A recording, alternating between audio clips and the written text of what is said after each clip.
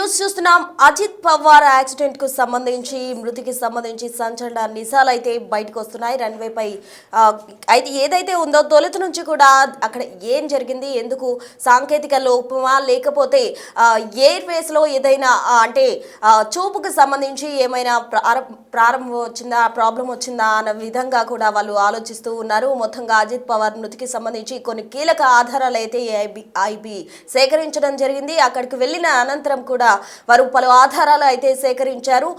Air craft కు సంబంధించి ఏ సాంకేతిక లోపాలు ఉన్నాయి, లేకపోతే ఏం జరిగింది అన్న వివరాలకు సంబంధించి వారు ఆరా తీసిన పరిస్థితి నెలకొందనే చెప్పాలి. మొత్తంగా కూడా రన్వే పై 11 పై దిగేందుకు పైలట్లు చాలా వరకు కూడా ప్రయత్నం చేశారు. 2-3 సార్లు పైలట్ ల్యాండ్ చేసేందుకు కూడా యత్నించాడు. అయితే రన్వే కనిపించకపోవడంతో గాల్లోకి పైలట్లు లేపారు. ఎయిర్పోర్ట్ చుట్టూ చక్కర్లు కొట్టాక రన్వే కనిపిస్తుందా అని పైలట్లు అడిగినట్టు కూడా సమాచారం అందుతుంది. రన్వే కనిపిస్తూ చెప్తామంటూ కూడా ఏటీసీ అధికారులు చెప్తూ ఉన్నారు. కొన్ని సెకండ్ల తర్వాత రన్వే కనిపిస్తోంది ఏటీసీకి పైలట్లు చెప్పడం జరిగింది. మొత్తంగా 8:43 ఫ్లైట్ ల్యాండింగ్ కు అనుమతి ఇచ్చారు. అయితే రీడ్ బ్యాక్ పైలట్లు ఇవ్వకపోవడంతో ప్రోటోకాల్ ప్రకారం మెసేజ్ చదవలేదు పైలట్లు. 8:44 రన్వేపై మంటలు చెలరేగడంతో ప్రమాదం జరిగిందని గుర్తించడం జరిగింది.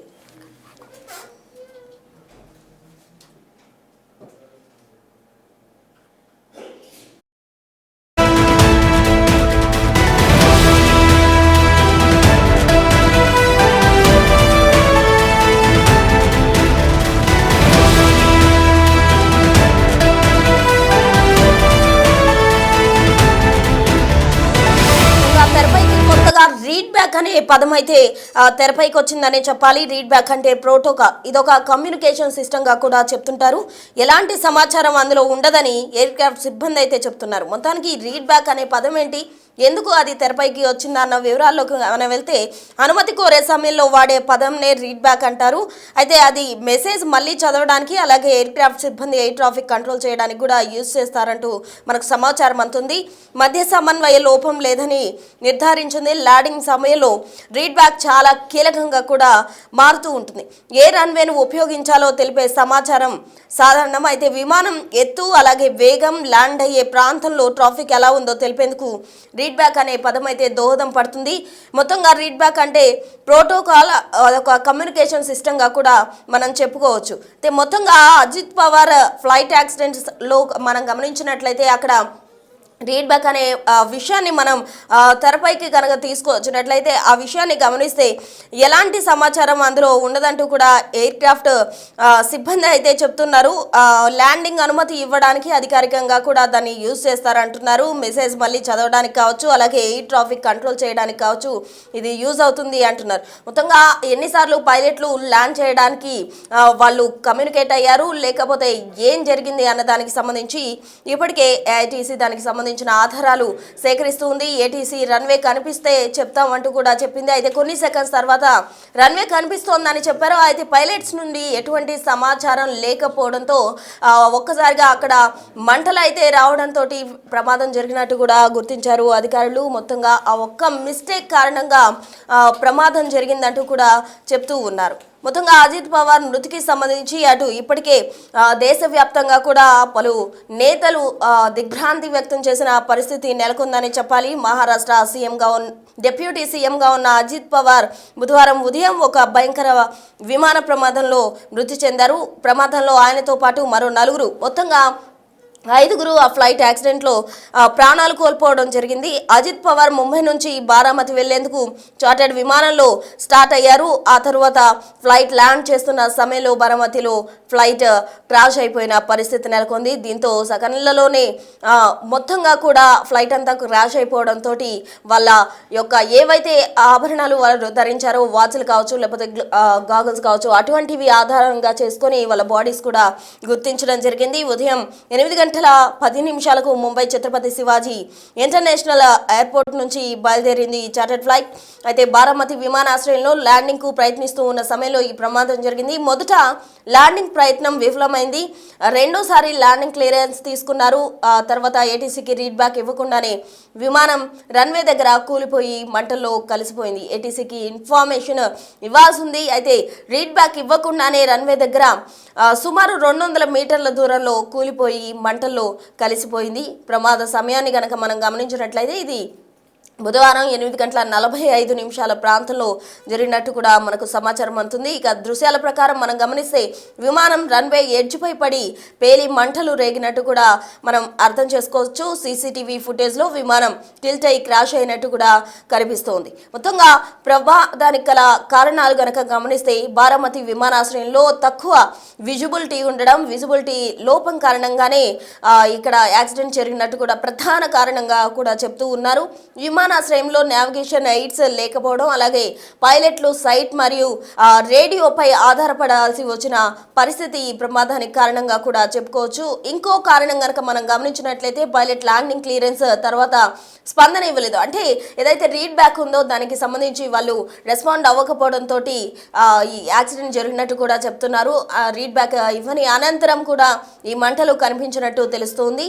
మొత్తంగా విమానం మోడల్ గతంలో మనం గమనించినట్లయితే 2023లో ఒక ప్రమాదానికి గురైంది. ఇది 15 నుంచి 16 సంవత్సరాల పాతదిగా కూడా చెప్తూ ఉన్నారు. ఇక పూర్తి కారణాలు అయితే ఏఏఐబి దర్యాప్తు చేస్తుంది. ఢిల్లీ నుంచి టీం బారామతికి వెళ్ళింది. ఈ ఏఏఐబి అనే టీం పూణే నుంచి నిన్న స్టార్ట్ అవ్వడం జరిగింది. అక్కడి నుంచి ఢిల్లీ వెళ్ళి టీం బారామతికి వెళ్ళినట్టు కూడా మనకు సమాచారం. ఇక మొత్తంగా ఈ విమాన యాక్సిడెంట్ సమయంలో విమానంలో ఎవరెవరు ఉన్నారు అని గమనిస్తే అజిత్ పవార్ మహారాష్ట్ర డిప్యూటీ సీఎం ఉన్నారు. అలాగే ఆయన వ్యక్తిగత భద్రతాధికారి పిఎస్ఓ విదిత్ జాదవ్ ఉన్నారు. అటెండెంట్ పింకీ మాలి ఉన్నారు. Pilot in command Sumit Kapoor, ఇంకా కో పైలట్ శాంభవి పథక్, మొత్తంగా కూడా 5గురు విమాన సమయంలో ఉన్నారు. అయితే ఈ ఘటన అంతటికి సంబంధించి కూడా మాట్లాడడం జరిగింది. ఒకసారి ఆ బయట చూద్దాం.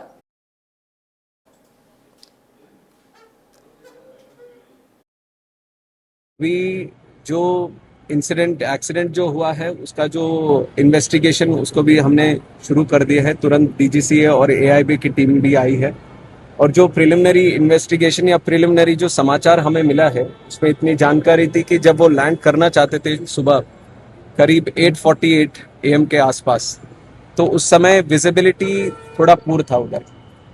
और जब एटीसी बारामती से उनका जो कांटेक्ट हो रहा था फ्लाइट के लिए पायलट से, तो एटीसी वालों ने पूछा कि क्या रनवे साइट में है, तो उनके तरफ से आया कि रनवे साइट में अभी नहीं है. तो उसके बाद उन्होंने एक गो अराउंड भी किया. गो अराउंड करने के बाद फिर से एक बार कोशिश करी कि हमारे एटीसी से जो बारामती में जो एफटीओ हैंडल्ड एटीसी है उनसे वार्तालाप चल रही थी. तो उस समय जब दोबारा लैंड करने आए तब भी उनसे पूछा गया था कि विजिबिलिटी है कि नहीं रनवे का. तो उसके बाद पहले तो उनका समाधान नहीं आया, फिर उसके बाद आया कि विजिबिलिटी है. तो लैंडिंग क्लियरेंस जैसी एटीसी ने दिया उसके बाद तुरंत देखा गया कि ये एक्सीडेंट हुआ है. बहुत दुखद घटना है. तो इसके ऊपर और जानकारी हमें मिलनी चाहिए. इन्वेस्टिगेशन पूरी तरह से ट्रांसपेरेंट और अकाउंटेबल वे में हम करेंगे. बट उससे पहले तो मैं इतना कहना चाहूँगा कि ये बात बोलना कि अजीत दादा अब नहीं रहे, उसके लिए बहुत बहुत बहुत दुख होता है.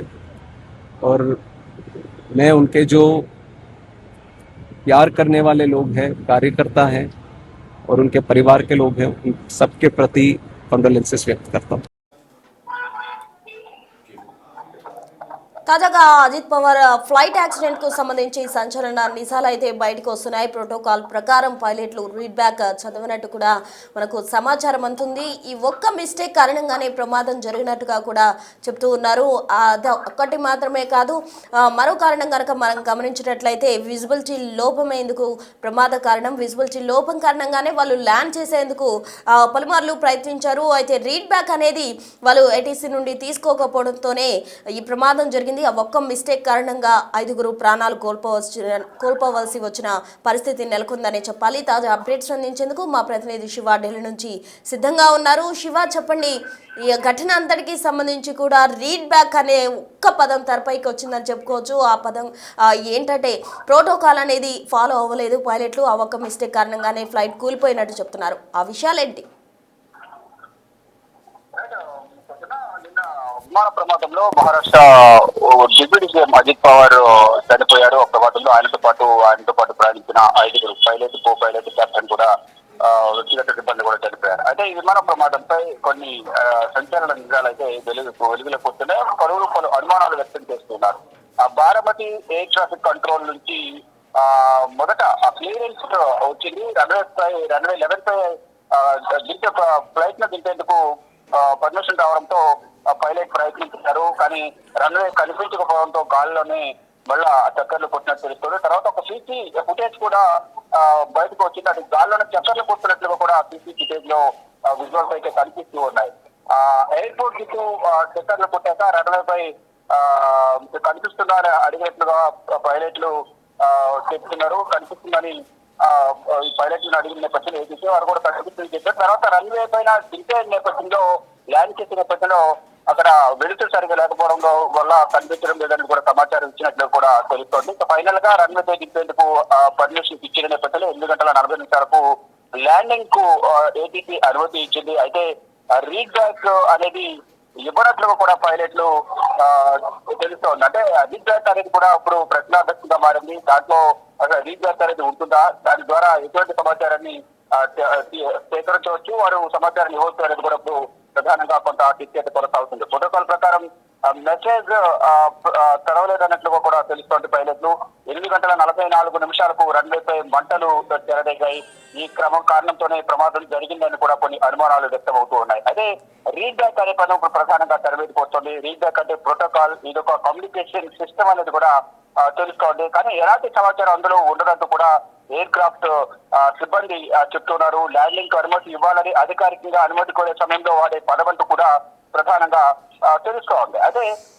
అంటే ఈ రీడ్ బ్యాక్ అంటే మెసేజ్ మళ్ళీ చదవడం, ఎయిర్ క్రాఫ్ట్ సిబ్బంది ఎయిర్ ట్రాఫిక్ కంట్రోల్ మధ్య సమన్వయం కోసం లోపం లేదని కూడా నిర్ధారణ అయింది. ఇక ల్యాండింగ్ సమయంలో రీడ్ బ్యాక్ అనేది కీలకంగా మారింది. ఏదేమైనప్పటికీ కూడా ఇటు పౌర విమానాల శాఖ మాత్రం వెలుతురు సరిగా లేకపోవడం వల్ల అక్కడ సరిగా ల్యాండింగ్ సమయంలో సరిగా కనిపించకపోవడం వల్ల ఈ ప్రమాదం జరిగిందని కూడా పౌర విమానాల శాఖ చెప్తోంది. దీనిపై లోతైన దర్యాప్తు చేయాలంటూ కూడా సివిల్ ఏవియేషన్ డిపార్ట్మెంట్ ఆదేశాలు జారీ చేసిన నేపథ్యంలో AAIB air craft accidental investigation bureau నిన్నే పూణే నుంచి బారామతి చేరుకుని అక్కడ కొన్ని శాంపిల్స్ సేకరించారు. మరొక బ్లాక్ బాక్స్ ని స్వాధీనం చేసినట్టు కూడా తెలుస్తోంది. మరొక దాంట్లో వాయిస్ రికార్డర్ ఏదైతే ఉందో కాక్పిట్ పూర్తిగా ధ్వంసమైంది ఈ ప్రమాదంలో.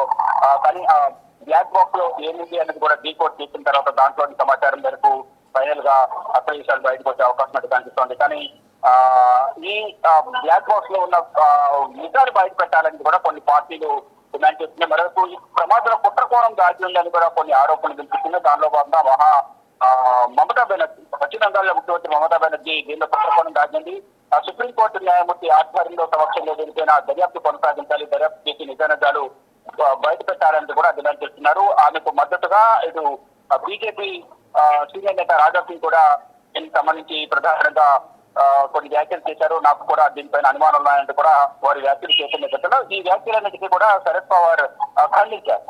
ఏదైతే మిత్రులు కానీ ఆయన మీడియాతో మాట్లాడుతూ కూడా ఇప్పుడు ఆయన లేని లోటు పోర్చలేము, మేము బాధలో ఉన్నాం, ఈ సమయంలో రాజకీయాలు చేయొద్దు, దీంట్లో ఎటువంటి కుట్రకోణం దాగిలేదు, ప్రమాదమే జరిగింది అనేది ఆయన కూడా చెప్పారు. కానీ పలువురు అయితే కొన్ని అనుమానాలు అయితే వ్యక్తం చేస్తున్నారు. ప్రమాదం జరిగింది, ఇప్పుడు దీంట్లో ఎవరు కూడా రాజకీయాలు చేయొద్దు అనేది కూడా ఇటు అజిత్ పవార్ కుటుంబ సభ్యులందరూ కూడా అందరికీ సూచిస్తూ ఉన్నారు. కానీ ఈ సమయంలో ఇప్పుడు ఈ రోజు ఉదయం 11 గంటలకు అంత్యక్రియలు కూడా జరగనున్నాయి. ఈ అంత్యక్రియలకు ప్రధాని నరేంద్ర మోడీ, కేంద్ర హోంమంత్రి అమిత్ షా, ఇతర రాష్ట్రాల ఆయనతో అనుబంధం ఉన్న రాజకీయ ప్రముఖులు, ఇతర రాష్ట్రాల సీఎంలు, ఏపీ సీఎం చంద్రబాబు కూడా ఈ అంత్యక్రియ కార్యక్రమంలో పాల్గొనున్నారు. బారామతిలోని విద్యా ప్రతిష్టాన్ మైదానంలో ఉదయం 11 గంటలకు అంత్యక్రియలు జరగబోతున్నాయి. ఇటు ప్రజలు కానీ పార్టీ కార్యకర్తలు కుటుంబ సభ్యుల సందర్శనను ఆయన పార్థివ దేహాన్ని ఈ విద్యా ప్రతిష్టాన మైదానంలో ఉంచనున్నారు. ప్రభుత్వ అధికారిక లాంఛనాలతో అంత్యక్రియలు అనేవి జరగనున్నాయి. అయితే ఇప్పుడు కొన్ని ఆరోపణలు విమర్శలు అయితే వస్తున్నాయి. ప్రమాదంపై కొట్టకోవడం దాగి ఉంది అనేది వస్తున్న నేపథ్యంలో దీనిపై ఇప్పటికే ఏఐబి దర్యాప్తు కొనసాగిస్తున్న నేపథ్యంలో త్వరలోనే దీనికి సంబంధించిన నివేదికను కేంద్ర పౌర విమానాల శాఖ ఇంతవరకు అవకాశం అయితే కనిపిస్తుంది. దాని ద్వారా అసలు విషయాలు బయటకు వచ్చే ఛాన్సెస్ ఉన్నాయి. కానీ ఇప్పుడు అంటే ఎవరికి వారు అనుమానాలు కొన్ని ఆరోపణలు చేస్తున్న నేపథ్యంలో ఇప్పుడు ఈ సమయంలో ఎవరు కూడా ఎటువంటి రాజకీయాలు చేయొద్దనేది విమర్శలు చేసేవారికి, ఆరోపణలు చేసేవారికి శరద్ పవార్ హితవు పలికారనే ప్రకారంగా తెలుస్తా ఉంది. Right, thank you Shiva.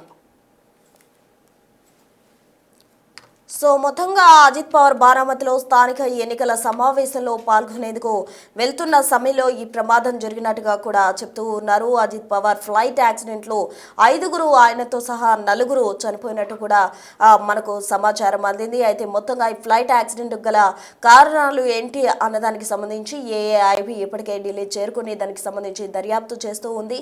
మొత్తంగా ప్రమాదానికి ప్రధాన కారణం అయితే రీడ్ బ్యాక్ అనే వర్డ్ ఎక్కువగా కూడా తెరపైన వినిపిస్తూ ఉంది. రీడ్ బ్యాక్ అనేది పైలట్లు తీసుకోకపోవడం కారణంగా ఒక్క మిస్టేక్ కారణంగానే ఫ్లైట్ యాక్సిడెంట్ జరిగినట్టుగా కూడా అధికారులు చెప్తూ ఉన్నారు. దీని అంతటికి సంబంధించి ఏఐబి నివేదిక ఇచ్చిన అనంతరం మరింత సమాచారం వెలువడే అవకాశం ఉంది.